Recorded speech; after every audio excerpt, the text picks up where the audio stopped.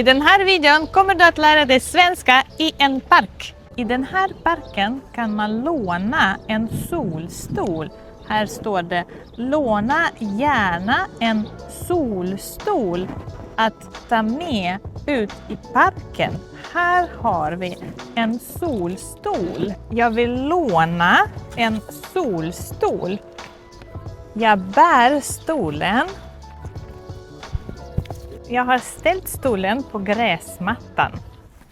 Jag sätter mig i stolen.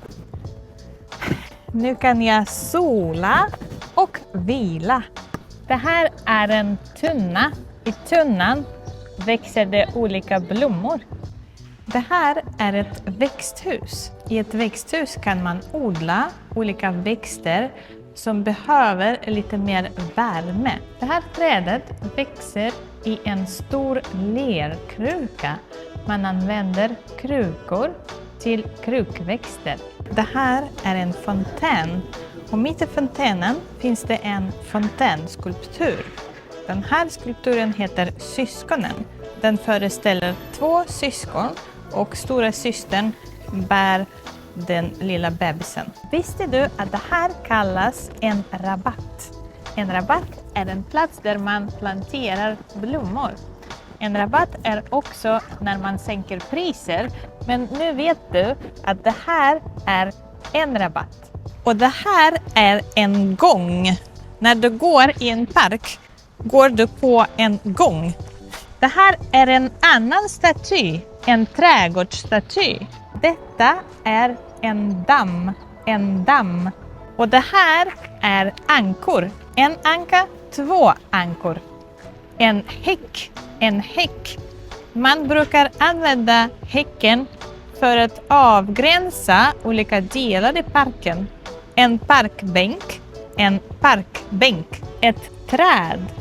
Trädet består av en stam, rötter där nere i jorden och en krona. Trädet har också blad. Och det här är en buske, en rosbuske. Buskar har ingen stam. De har många mindre grenar. Jag luktar på blommorna. De doftar ingenting. En ormbunke.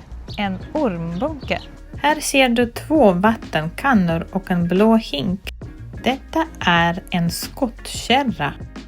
Vad är det som ligger i skottkärran?